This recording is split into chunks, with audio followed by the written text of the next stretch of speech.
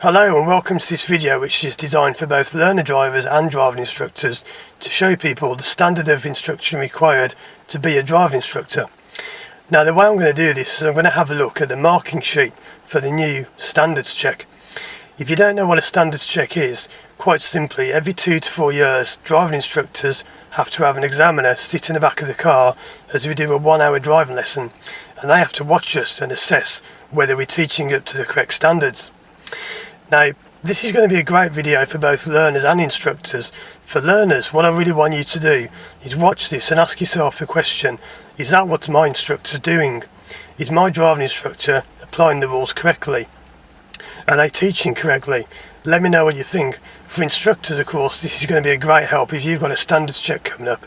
I know a lot of instructors panic about this and they don't know what it is, they don't know what to do, and they're kind of worried about losing a job because you only get 3 attempts at this, and if you get it wrong the 3rd time, you do lose your licence to teach and you lose your job, which means you could in turn lose your house and everything could go wrong. The main thing I say is don't worry about it, but I am going to go over it in great detail. The places I've got this information from, there are several. First of all, it's from my own experience. Now, I've been teaching for 12 years, I've taught over 600 pupils, and I'll be honest, at the moment as I record this video, I haven't actually done my standards check just yet, but that's why I'm making this video. Sorry about background noise, but I thought it was appropriate to come out and do this on the road, seeing as it's all about driving instruction. Yeah, I haven't done my standards check yet, but I'm making this video because this is part of my preparation for my standards check, which should be about summer 2016. A good driving instructor doesn't just have a few lessons to recap on what they should be doing when the standards check is due.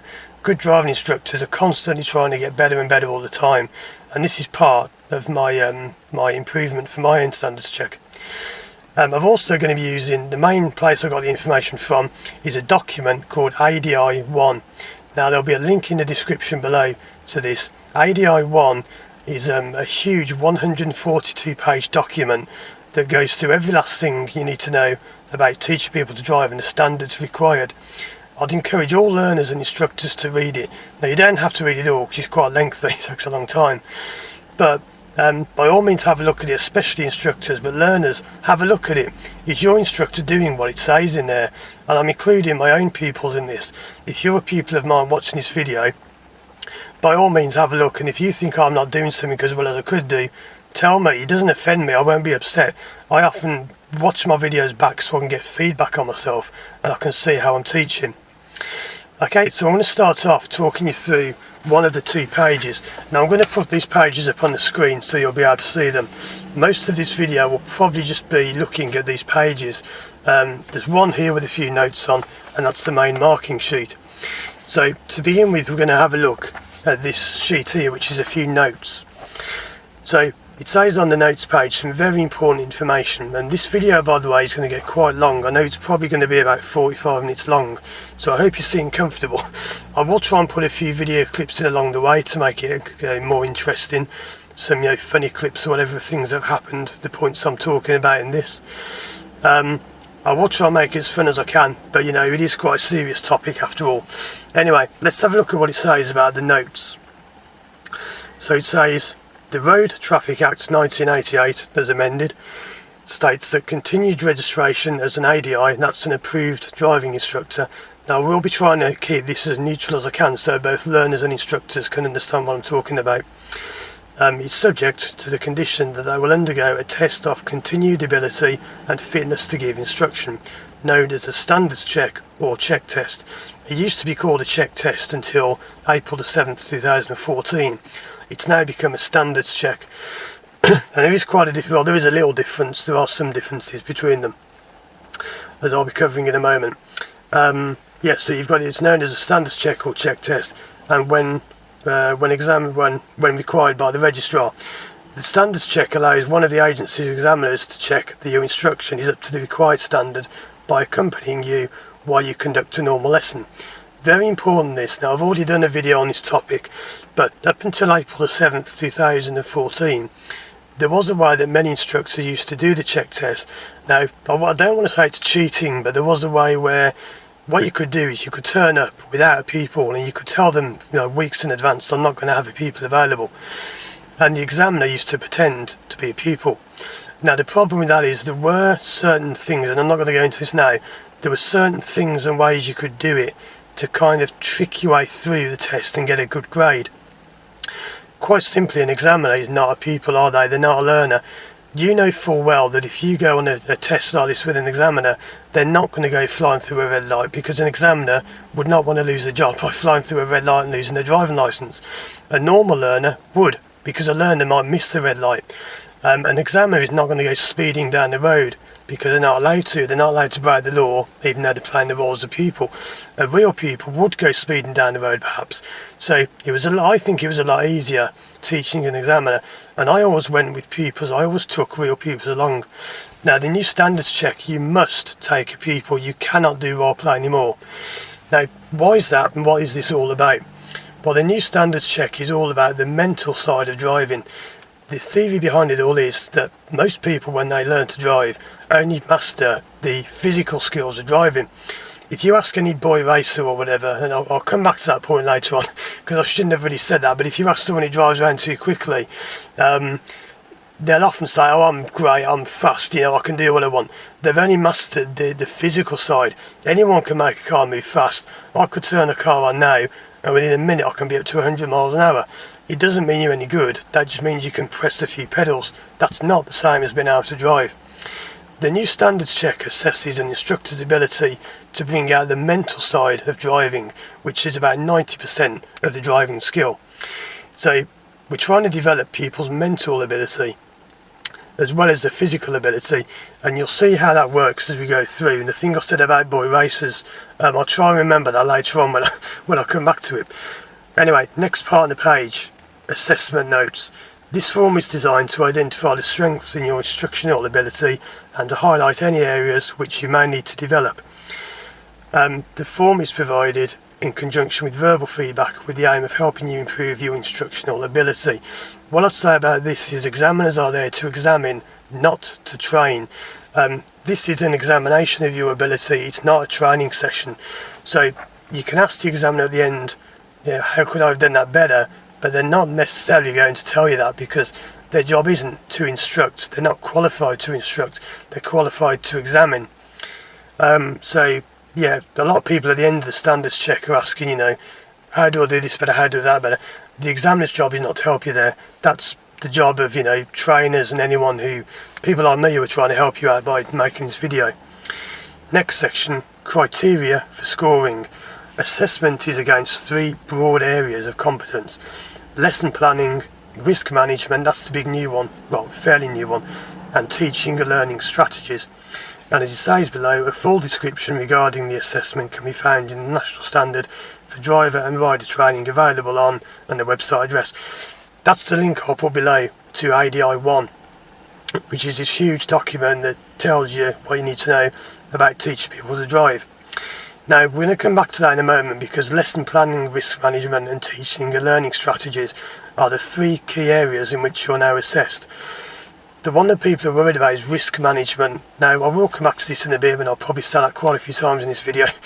But because risk management is how you manage the lesson in terms of risks to other road users. So you can't be letting learners do things that are dangerous. You can't be putting yourself in any danger, or the learner or even the examiner in any danger. How that's assessed we'll go over in great detail quite soon. The next section, ADI grades, and it says assessing the lower competencies will represent a profile of instructional competence.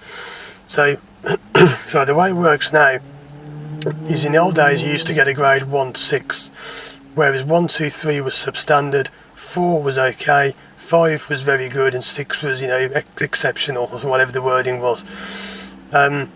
Instead of getting 6 grades now, you get 1 of 3 grades. You either get a fail, so you get a fail, which means you failed the test, of course. You get a grade B, which means you did well, and you get a grade A, which means you've done exceptionally well. Most instructors, because this has now been running for a year, most instructors are falling into the grade B category. Grade B's are the old grade 4, and this is a bit instructional talk, sorry for peoples, but grade 4 is like the grade B. And if you were a 5 or a 6 in the past, you're looking for a grade A. So they've I don't know the way they've done that. I think they've made it a bit less appropriate, because when you had 1-6 that was a better scale, but just having A, B and fail seems a bit basic to me, but that's the way they do it. The way it's marked is on the other sheet we'll be going on to in a moment, is on the other sheet there are 17 boxes, and you can get score from 0 to 3 in each box. So if you score the maximum of 3 in each box, 3 times 17 is 51, so you get the maximum score of 51. But yeah, so if you get 0 to 30, you fail. If you get 31 to 42, you're a grade B. If you get 43 to 51, you're a grade A. Now, unlike the old test, this is one point. I will get onto the marking sheet in a moment. If pupils are watching this, I will get onto the interesting parts quite soon. But for instructors, this part's important. The way it used to work is you used to pay £300, and then that would cover your instructor badge for the next 4 years. When that was up, you would pay another £300, and it will cover your badge.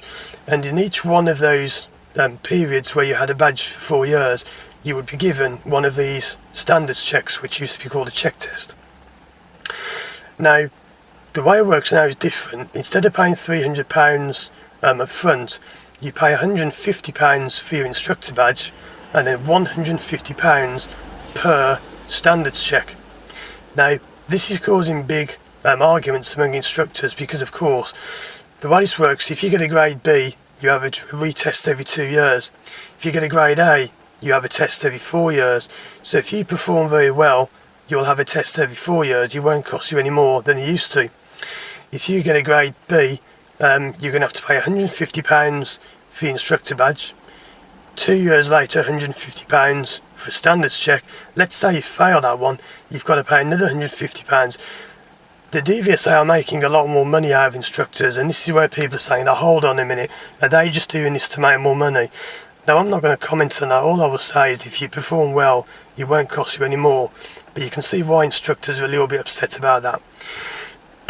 So it now says, note if you score 7 or less in the risk management section, the standards check will be deemed substandard and a fail.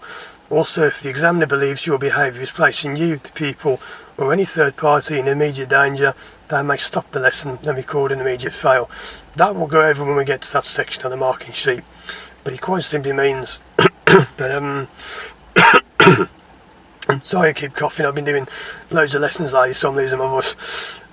This simply means that if you are too dangerous on the road with the pupil, if you're out and about and you're causing danger to the members of the public, then you'll be failed. Appeals, you cannot appeal against the examiner's decision. You may appeal to a magistrate's court or in Scotland the sheriff's office if you consider that your test was not conducted properly. Before you consider making any appeal, you may wish to seek legal advice. What that means is, quite simply, if you don't agree with the decision of the examiner, you can't appeal that. You can't say, well, I think I should have passed, and appeal it. You can only appeal it if the examiner didn't conduct the test properly. So let's say that this would never happen, I don't think, but if you're halfway through the test and the examiner gets his phone out and starts playing games on his phone and he's not really watching you properly, that would not be conducted properly, but the overall result would stand. That wouldn't stand because he wasn't doing it properly, but you would have that life again. You only have 3 lives to get this correct. If you fail it 3 times, you lose your job, you lose your badge. So that's a quick look at the notes. Now we are going to go over now the main meaty topic, which is this sheet, the marking sheet. Okay, so there we are. That's the SC1. Now we're going to go over this from top to bottom, and this will take some time to go over. So if you haven't got a lot of time spare, you might want to come back and watch this later. But I'm going to be going over every last single detail. So let's start off with the name at the top. It says trainer name. Now the trainer name is not the brand of the trainers that you're wearing. I know it sounds daft, but I have been asked that question. Trainer name is your name, the instructor name. So Mr. Mrs. Jones, whatever it would be. PRN is your personal reference number. Now the examiner would fill this in for you, but the personal reference number is a number on your instructor's badge. There's an ADI number and there's a PRN number, so the PRN number goes there. Valid certificate, yes or no. Quite strange on that, but if the certificate is not valid, I would guess that your test is just cancelled immediately because you've got an invalid certificate, so you shouldn't be teaching in the first place. Location is simply where the test is being done, so it's whatever, the name of your local test centre. Date, obviously the date. Dual controls, yes or no. You don't have to have them, but there's a point about that we'll come back to in a bit. Registration number is your ADI number, so it's another 6-digit number, often confused with the PRN. The outcome on the right there is where at the end they'll write your grade, A, B or F for fail. You don't want an F. And they'll write your score underneath. Accompanied QA means quality assessor. Now a quality assessor is when sometimes the examiner, known as the SC, or well, they've got different names, but I'll call them the SC is the old name, the supervising examiner. The SC can be accompanied by their supervising examiner who's checking them. So you can have two examiners in the back, as you can on a learner driver test. A lot of learners don't know that, but you can have two examiners on your test. Trainer means your trainer. So for example, say if I trained you for a standards check and you wanted me to come along with you, I can do that. I can come and sit in the car and see what I think you're doing, how I think you're doing. Other is if you take any person with you. You can take any one person you choose with you on a standards check. If you want, you can take your wife, your husband, your kids. You can take any one random person off the street if you so wish. Why you'd want to do that, I don't know, but you can if you so wish, if you so choose to. Now let's move on to the next part. This says assessment. Now, the people, you must give the examiner a quick talk about the people before you get in the car. Now, don't take the people to the test centre with you. The people waits in the car because you're going to be talking about the people to the examiner, and you may not want the people hearing what you're going to say about them. Doesn't mean it's something bad, but you don't want them to be, influenced by what you say. So your people can be really any kind of people. The only limit is you can't be an instructor, anyone training to be an instructor, because that would be a bit funny to be, you could be kind of tricking your way through a test saying, oh look, I'll do yours, you do mine with me, and we'll kind of cheat our way through.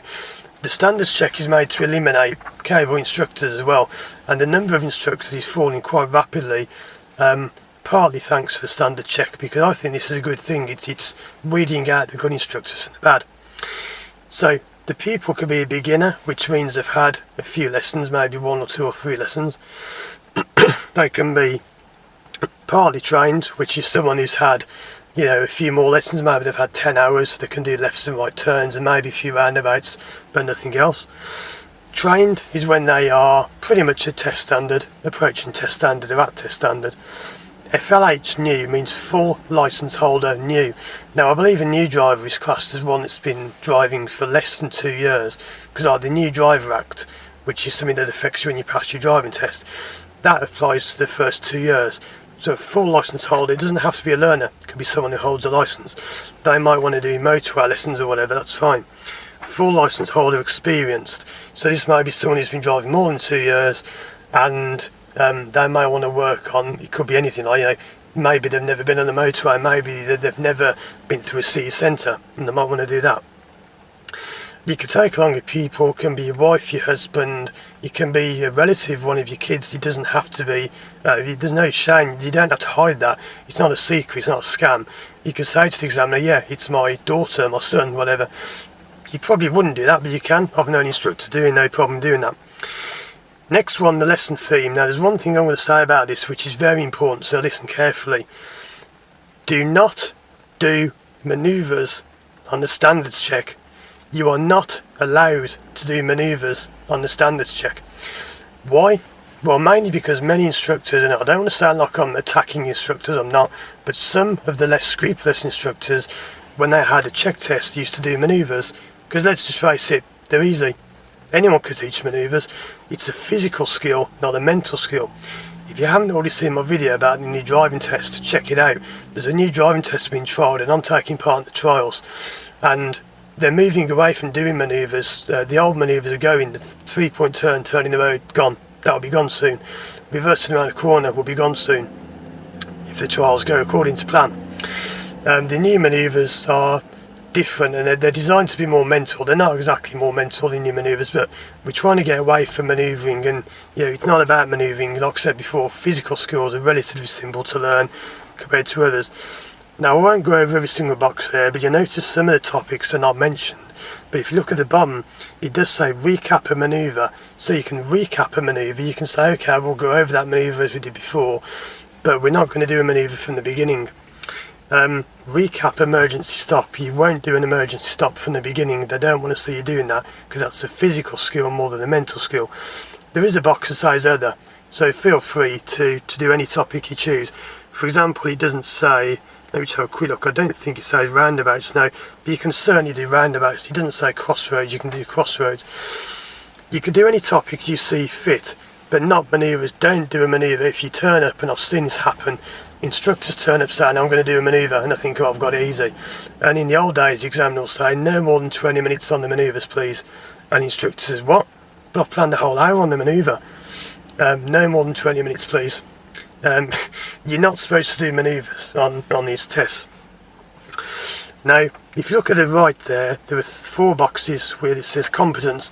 So it will say 0, no evidence, 1, demonstrated in a few elements, 2, demonstrated in most elements, 3, demonstrated in all elements. That's how well you perform on each of the next 17 boxes that you're going to be marked on. Now I'm going to go through these in great detail again. This may take a while, but there is there's a lot of people out there want this information, and at the time I made this video I couldn't find any other videos that have got this information on there. Okay, so here we go. So lesson planning.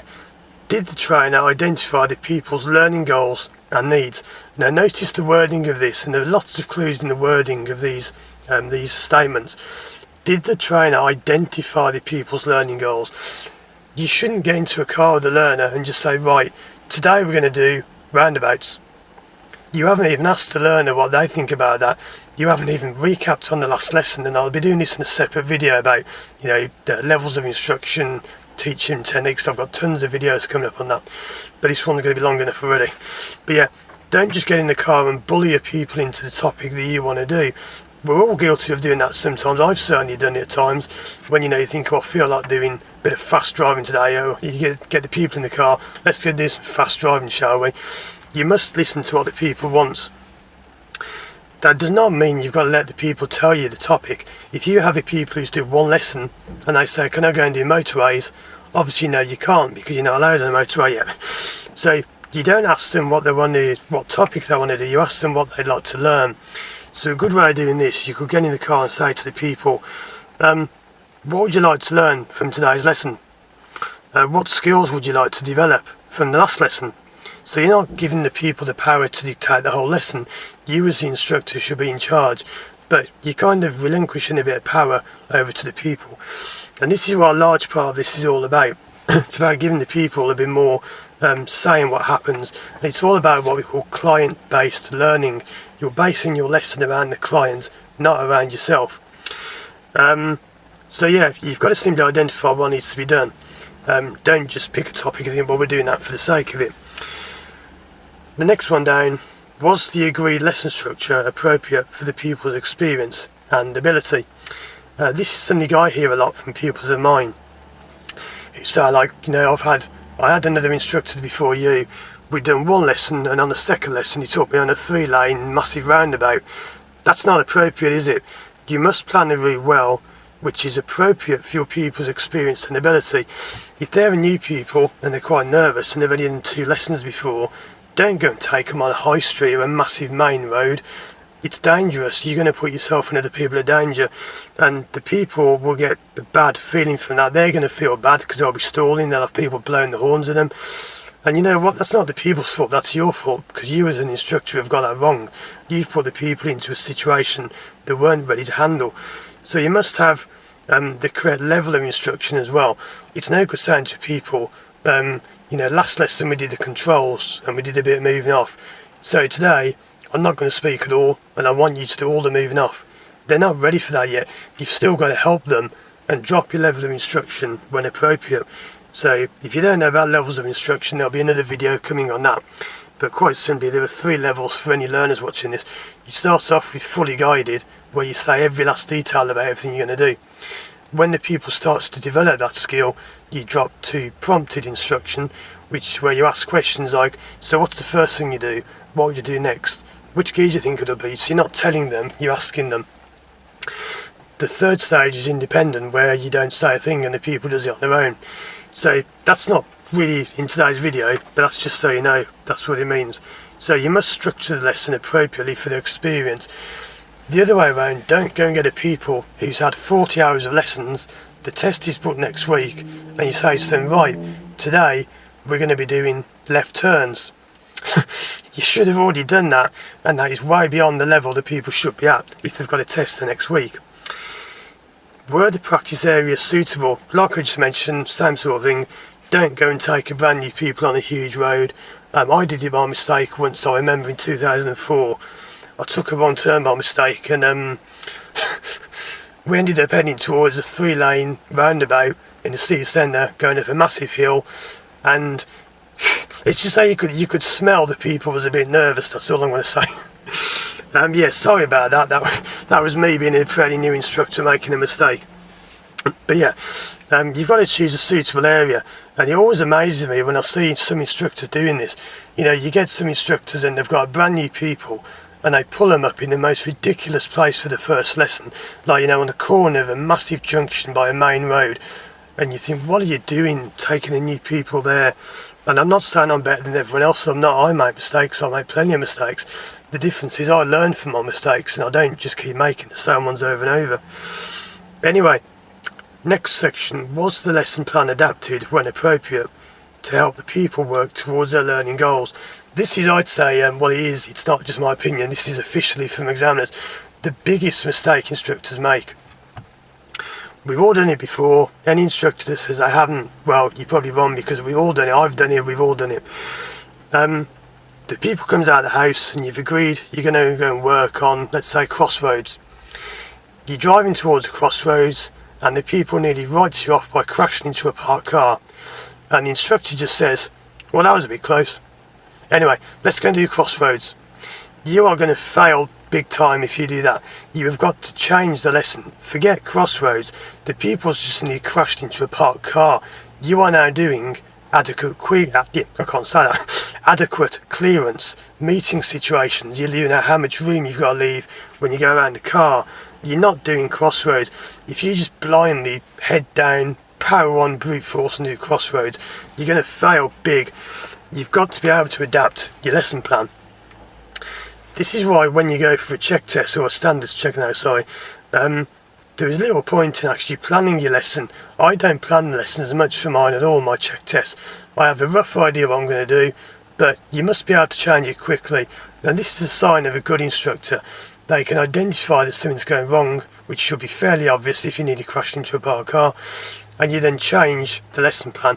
Don't just blindly play through and stick to the same lesson plan. Because some instructors think, oh God, you know, and I'll say something about that later on. They'll say, oh no, you know, I said I was going to do crossroads, and now I've got to do turning left instead, and the examiner's going to fail me because I haven't met the criteria. They'll fail you, alright, if you carry on doing the crossroads. If you change your lesson plan, they'll say, well done, that was good, because you identified that the people needed to work on that before the crossroads. Okay, so let's move on to the next section, which is risk management. Risk mode, you get a score, by the way, so your score will be added up as you go along. So you get a score, the most you can get for lesson planning is 12, because there are 4 boxes, maximum of 3 per box. So you get a score there of 12 if you get it perfect. I don't know if anyone's ever got a full score yet, I doubt it, maybe, I don't know.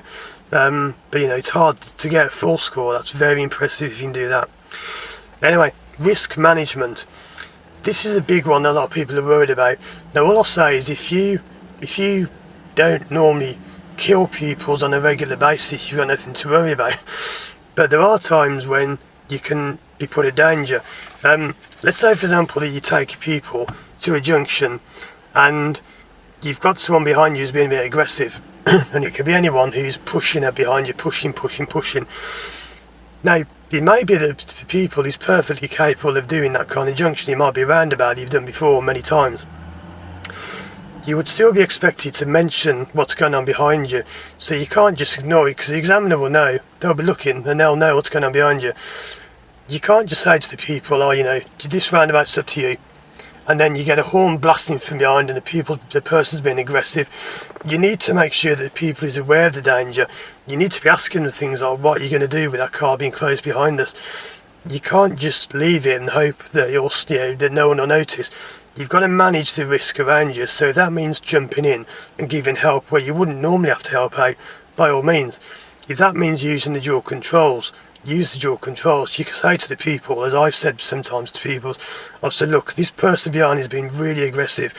I'm going to do this junction for you because while I think you could do it, I'm not going to take any risks with that person crashing into us. Doesn't always work, as you'll see in a video coming soon. But yeah, watch out for that one. But yeah, you must make people aware of their risk and their responsibilities. If you have a car fitted with dual controls, for example, you are supposed to make the learner aware in front of the examiner that you have dual controls and make them aware of the fact that you can use them if needed. Now you might say that's obvious, they already know, but you must limit the risk. This is what a lot of it's about, limiting the risk to yourself and others. If you say at the start of the lesson, just please be aware I have got dual controls and I will use them if needed, but I'm only going to use them if I really need to. I want you to be responsible for most of the lesson that we do. And then you've told the people, you're responsible for the lesson. I won't be using controls unless I really need to. So, it's just all about being safe. Some people don't know you have dual controls. I've had times when I've assumed that the people knows, and they say, oh, what are these pedals down here? And they've never seen it before. They don't know you've got dual controls. Anyway, did the training ensure that people fully understood how the responsibility for risk would be shared? That's what I just went through there. You must make the people aware of their responsibilities. So if you're going to get them to do roundabouts, tell them that you want them to do roundabouts. Don't just assume that the people will come to a roundabout and do it. Because if you come up to the roundabout, go sailing straight over it and nearly crash into everyone, and you say to the people, we've done roundabouts, why didn't you do it? And they'll say, well, you never told me you wanted to, I was waiting for you to tell me what to do. So yeah, you've got to make the people understand their responsibilities and the risks involved. So you might say at the beginning, as I said in the example, today I want you to do the roundabouts. I want you to be responsible for spotting them, telling me when you're seeing them, but then I'm going to talk through them because I don't think you're at the stage yet where you could do them all on your own, but I want you to tell me when you see them and when you identify a roundabout coming up. So yeah, that's how you would do that. Again, this is a fairly detailed overview, but there is more I can go into in each one if people want me to. Were directions and instructions given to the people clear and given in good time? This is a really important one. Remember, instructors, it's always location, direction. You never ever say left at the end of the road. You'll be dead before you get there, and I'll give you an example of that in a moment. You never say right on the roundabout. Wrong. It's end of the road, left. Roundabout, right. Listen to how examiners do it. Listen to how sat-navs do it. If they're made well, that's the sat-navs, not the examiners.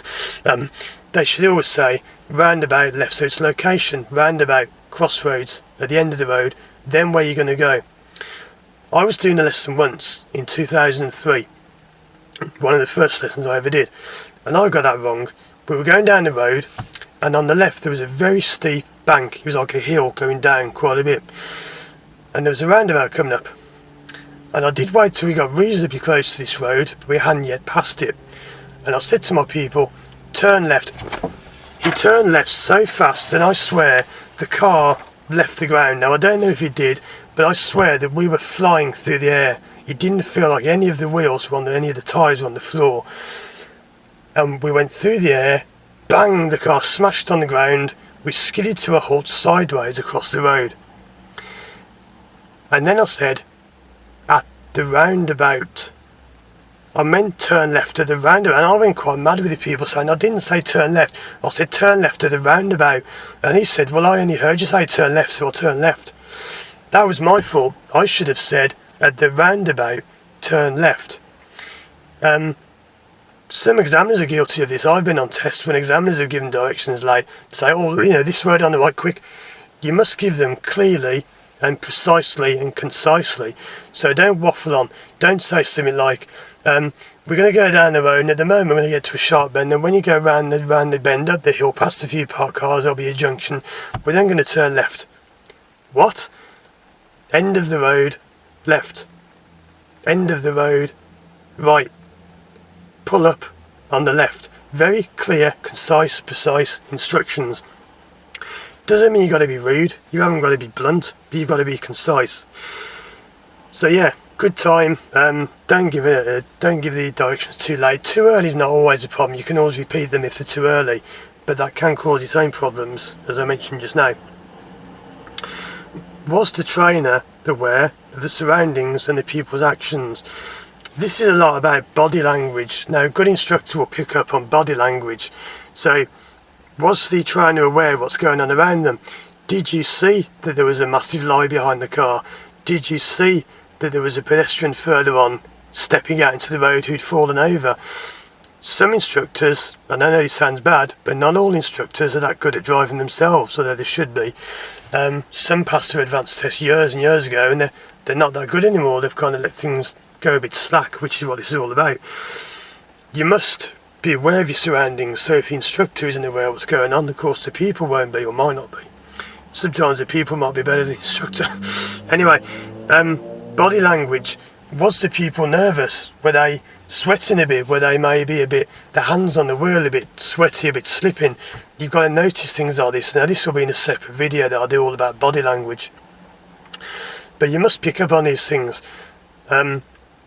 This is something I do quite a bit. I don't make it very obvious because I don't really I don't give off the impression I'm doing this much, but I do look at people's body language a lot. Sometimes you can say to people something like, this is a classic example, when you're doing this manoeuvre, which way do you need to turn the wheel? And they'll say, left. And the instructor says, yeah, well done. No, not well done, you completely got it wrong because the people guessed. Whenever people gives you an answer like that, always pause for a little bit. So you say, which way should we turn the wheel? Left.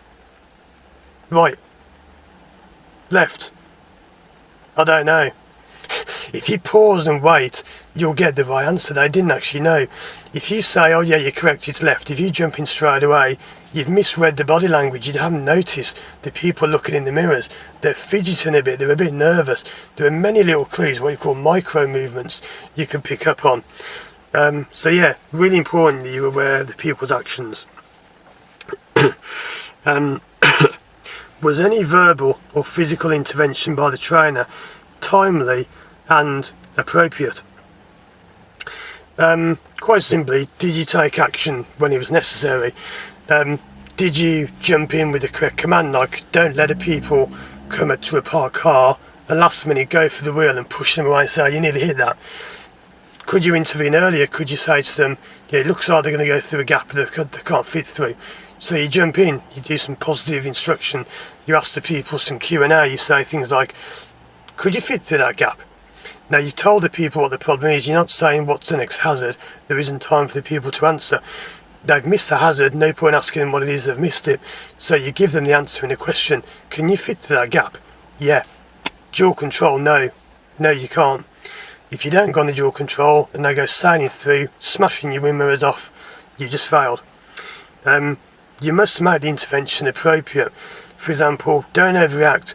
If a pupil is about to come out of a junction, and let's say they're coming out a little bit quick, but they're not really moving much at all, and there's a car coming down the road, but it's a long, long way off, don't slam the brake on, grab the wheel and rip it out of the pupil's hand. You're overreacting. Just tap the brake if needed, or a simple command, stop, would normally be enough. So you must get the right mix between verbal and physical intervention. Remember not to touch the people unless you need to. Now this is a topic you have to be careful of. You must imagine that when you're an instructor, your hand doesn't go any further to the right than the gear stick, assuming that your gear stick is where most gear sticks are. You never touch the people at any time. You don't ever you don't keep touching the hand or the leg or whatever. And yes, I have heard instructors who teach clutch control by putting the hand on a girl's leg and saying, I'm going to help you do the clutch up and down. That is not appropriate. It's not what you do, and that is just plain wrong. It might sound a bit funny, I don't know, to some people, but that is completely wrong, and you don't touch the people unless there is an absolute need to do so. Like many times I've grabbed the people's hand, even squashed the fingers on the wheel because I've gone for the wheel. Better to have a squash finger than a squash car. That's what I normally say. Yeah. Last one in this section, was sufficient feedback given to help the people understand any potential safety critical incidents? So, like I said before this one, if you go past the parked car too close, don't just say, oh, that was a bit close. The people nearly goes through a red light, they just about get through an amber, and there's a bike who is crossing who you nearly hit.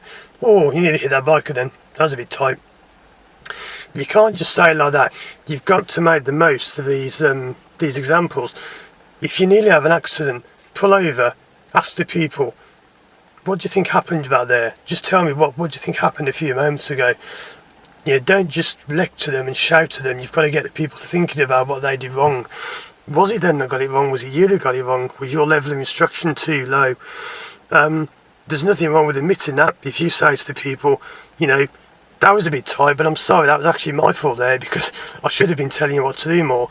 That would, if anything, show the examiner at least you're aware what you did wrong, rather than some instructors think, well, I'm not going to mention that, I hope the examiner didn't notice. I can promise you he did notice. Use potential accidents as learning points. Don't just say, oh, we nearly crashed there. Make a meal of it, make a lot of it, make it a learning point, go over in detail, go back, what I always do with my pupils, go back and revisit the same junction, do it again, ask them, how was that compared to the last time you did it? Oh, that was a lot better, we didn't die this time. What made it better? What did you do better? What could I do better to make it easier for you next time? Do you think there was anything I did wrong that made that dangerous? So that's what it's all about. Use potential accidents as learning points rather than, well, it shouldn't happen in the first place. If you're having potential accidents, it shouldn't be happening. But if it does happen, at least use it as something positive. And in that area, there are 5, sorry, I got hiccups as well, 5 boxes in that area, so you could score 15 for risk management. Now, if you score 7 or less for risk management, you will fail the test no matter what else you do. So you must score 8 or more to pass the risk management section. Even if you got a perfect score on all the rest, if you get 7 or less on risk management, you fail because you're putting members of the public at risk. Now, there is some irony there because members of the public sometimes put us at risk, don't they? We all know that. I've got an example which I may or may not be showing you on the screen now, where, and this happened only the week, but a learner of mine was going a little bit slowly, and this person behind decided it would be funny if instead of just leaving us alone or maybe just keeping back a bit, they overtook us, pulled in front and put the brakes on, and then they started waving their fingers at us as if saying, how dare you slow me down, this is what it's like, you're slowing everyone down. Use that as a learning point. That's them being stupid, that's them making a mistake, not you. Learners drive slowly. What do they expect? So members of the public put us at risk all the time, but we mustn't put them at risk. I'm not being funny, we shouldn't. I know they don't mean to do it, but they do. Sometimes it happens. So we've all got to manage our risks. But you're being assessed. Always remember this, you're the one being assessed, not them. The last section, teaching and learning strategies. Was the teaching style suited to the pupil's learning style and current ability? I've already mentioned this before, level of instruction. Don't tell a people who can drive to press the clutch down and put into first. That's condescending and unnecessary. Don't expect a brand new people to get in the car and know how to drive. That I'll be doing in a different video, but this is basic stuff. If you haven't got the hang of that, then you are in trouble on the standards check. That's just the most basic thing you should be doing. Was the pupil encouraged to analyse problems and take responsibility for their learning? As I mentioned earlier on, similar kind of thing, because some of these do tie in to it together. Did you ask the pupil, what would you like to be responsible for today? And they might say, well, I'd like to have a go on doing roundabouts on my own. Now you may have to jump in and say, I don't think you're quite ready to do them all on your own, but how about if we say, if you do the approaches, you let me know where they are, you identify them, you tell me if it's a mini or a large or whatever, then I'll help you from there. So it's a positive spin. You're not just saying to people, no, you can't do that because you're rubbish. You're trying to give a positive spin on what the people said. So you encourage them to analyse problems. Don't just shout, don't assume at them. Never shout to the people, doesn't do anything other than make them not want to learn with you. Take responsibility, give them tasks, because remember, when learners pass the driving test, they're on their own and they're responsible for everything, and they need to be made aware of that. I know some people may already know, but some don't. Some people kind of forget that one day they'll be on their own. Were opportunities and examples used to clarify learning outcomes? This is one like I just mentioned where, if I haven't already, then I'll be showing you that video now of where the car overtook us and slowed down. So I was saying to my people, why do you think he's doing that? And they said, oh well, maybe we annoyed him. Why did we annoy him? Maybe I was going a bit slow. I said, okay, do you think it will be safe to go a bit quicker? Yeah, and we went over all this theory. And I said, so do you understand why that person was a bit annoyed with you? Oh yeah, I'm not saying it's the people's fault. They haven't done anything wrong, because they're a learner, they're driving a bit slow. That's what they do. But you've got to push them so that they understand why the man did that, why the driver overtook you. It's not because he hates you. It's not because he's got a personal grudge against you. You're just going a bit slow. So you can use negative situations for positive learning experiences. Was the technical information given comprehensive, appropriate and accurate? Quite simply, are you talking in a language that people can understand? There's no point saying to people, you know what went wrong there, and the people says no, but when you approach that gyratory roundabout using the brake gear overlap strategy, the movement of your clutch plates wasn't very good, causing them, you're kind of talking in technical terms that they don't understand. When you come up to the roundabout, you lifted the clutch too quick and blah blah. It should be quite simple, layman terms, and it doesn't mean that people are daft, it doesn't mean they're stupid, they're not. But you're talking in terms that they can understand. You're not using jargon and technical, mechanical knowledge you may have that people may not have. So yeah, you've got to make sure it's accurate as well and comprehensive. It's no good saying, why did that go wrong? And the people says, because I was going too fast. Yeah, and that, why were you going too fast? Was it the gear was wrong? Was it you had too much acceleration? Was the hill pulling you down too quickly? Was it making you go faster the hill? Make sure you go over it in good detail. So like I'm doing now, I'm trying to be quite accurate in all this. Was the pupil given appropriate and timely feedback during the lesson? You must give pupils feedback. You must tell them how well they're doing. If they're not doing well, you don't have to say, oh, you're doing rubbish, just give up. Just go, give up, don't bother. Give them feedback. Say, okay, so there's always something positive you could say. So, what do you think about the last crossroads that we did? And they might have, maybe jumped to a red light almost. They've kind of gone through an amber. They say, well, I think your speed on approach is a little bit quick. But what about the rest? What about your positioning? What about the gear? What about the mirrors? That was all good. Okay, you shouldn't have maybe gone through. And I probably would have stopped them if they were going to do that. But, you can also put a positive spin on things. It doesn't mean you sweep things under the carpet. It means you're making it as positive as you can. There's no point in being negative and attacking people, and you just make a bad learning environment. Were the people's queries followed up and answered? Always answer. This means always answer the people's questions.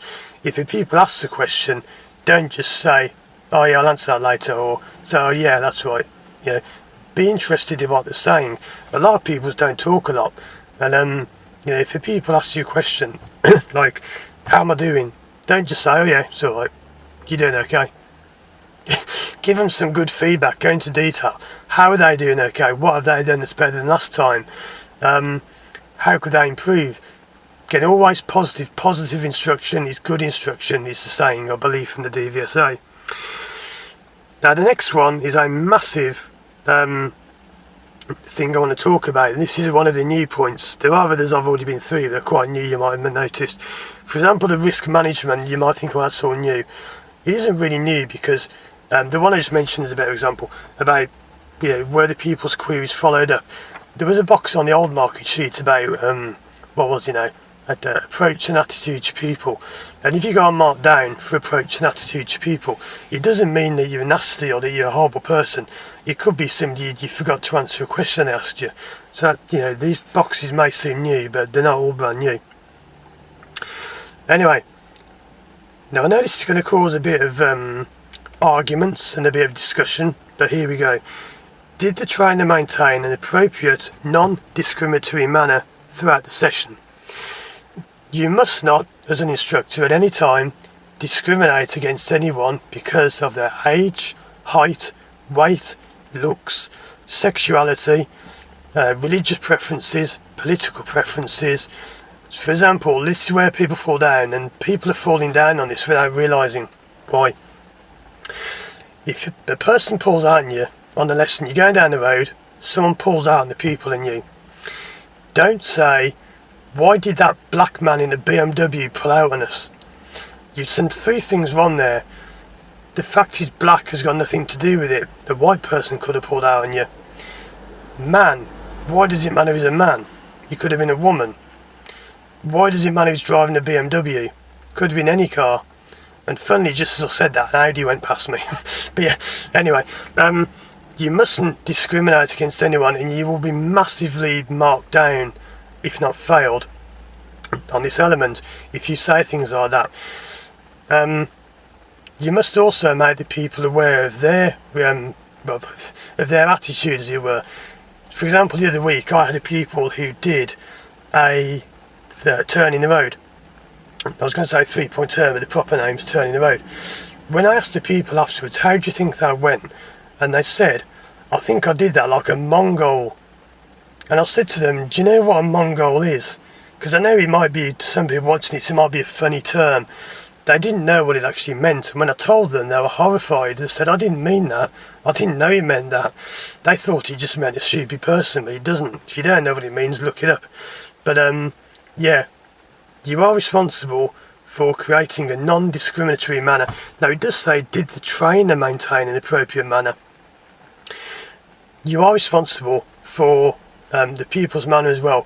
If someone says something like, oh, look at that gay bloke walking down the street, you can't just let that go. Now, I know this is a contentious issue. I'm not a behavioural therapist, I'm not a psychologist, I'm a driving instructor, but you can't just let it go. You've got to ask the pupil, why did you say that?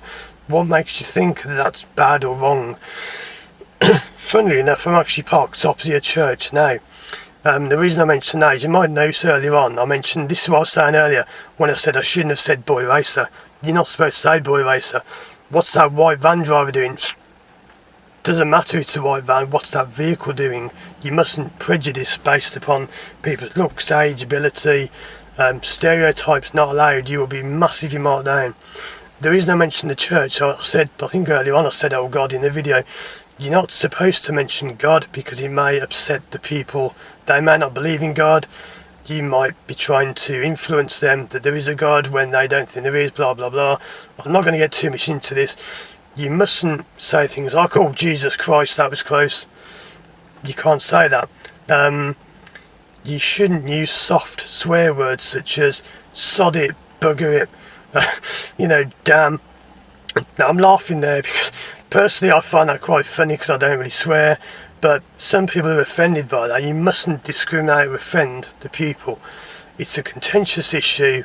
I would like to think the examiners show a bit of discretion there. Like, I have heard things like you mustn't mention holidays. If you say something like you're having a holiday for Easter, you're not meant to mention that because Easter is not celebrated by all religions and you might offend them, whatever. But I don't know how deep we're going to go into that. But, just be careful. The other thing as well is, coming on to this, this is also to do with treating the people with respect as well and all that. If you open a window on the lesson, you must ask the people first. You must say to them, like, do you mind if we open the window? Because examiners will also do that. Do you mind if we open the window? Don't just open the window and the people could be feeling uncomfortable. You have to try and keep everything as neutral as you can. Very funnily, one funny point on this, at the beginning of the test, I didn't mention this, but at the very beginning, in front of the examiner, you are supposed to ask the people, what would you like me to call you today? You might have seen examiners do that. They always come out for the test and say to the people, what would you like me to call you today? Like, what name would you want me to use? You must use whatever name they give you. So if they say, I want you to call me Honey Bunny, you've got to call the people Honey Bunny, which is quite amusing, but that's the way it goes. You will be marked down if you use the people's first name without their permission. Now, I know this might seem a bit daft. It's, oh, come on, I've been teaching them for months. I know when we talk, you might even sometimes go out with the people at the weekend. Probably not, but I have known times when instructors have met the pupils who, they both like fishing or whatever, and they say, yeah, we'll go fishing the weekend. You mustn't assume the examiner knows that. You must ask permission to use the people's first name, and if they really want to be called Honey Bunny, then call them Honey Bunny. yeah, let's move on. I think I've been walking through that minefield for long enough. At the end of the session, was the people encouraged to reflect on their own performance? Just ask the people at the end of the lesson, how do you think it went today? What did you learn that was new today? Hopefully they don't say nothing or, oh, that's not very good for you. Ask them, what did you learn today? What new skills have you learned? How do you think they could be better? Just a quick 3 or 4 minute talk about what you've done, how they think it's gone, and etc. And yeah, that one has 1, 2, 3, 4, 5, 6, 7, 8 boxes, so you can score 24 for that one. That's obviously the main one, because learning and teaching is what we're all about. Then you get your overall score, and at the bottom it says review. Did the trainer score 7 or less on risk management? If you did, you failed, as we've already said. At any point, did the trainer behave in a way which put you, the people, or any third party in immediate danger? So if you nearly crashed, the test will be abandoned, you failed.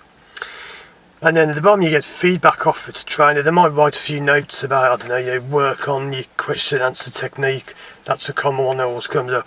Or they might say, try and observe the people more, watch the body language more, whatever. The examiner will write the name and they'll sign it. So there you go, that's the standards check. So I don't know how long that was, but I don't know, the clock's gone off in the car.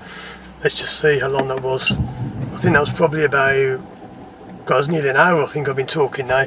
So I hope that's helped you in some way, both pupils and instructors. There's a lot more to say on some of those points, and I really hope that camera's recording, because I'm not going to do all that again. But yeah, as always, if you like my videos, please remember to comment, leave a like if you liked it, share it with your friends, and don't forget to subscribe to my channel. There are lots more videos coming soon. I'm planning on making a lot more from about September 2015 onward, because again I'll be moving house by then and I'll have more equipment, whatever, more facilities to do so. So learners, please let me know what you think. I know it's been a long video, very long. It's quite boring in places, I know, but I hope you enjoyed that to some degree. I hope that's given you an insight into what's going on with an instructor, because a lot of people think instructors sit there and just say left, right, left, right. There's a lot more to the job than that. I had a people the other day ask me, do instructors just put L plates on the car? Can anyone just put L plates on the car and that's it? There's a lot more to being an instructor than that. There's a huge skill set. What I've been over there, that barely scrapes the surface of what an instructor does. That's just the basic check you have to go through. There are far more videos coming soon on learning strategies, question and answer strategies, and tons more for both learners and instructors. But that's all for now. Hope you enjoyed the video, and I'll see you again soon for more videos.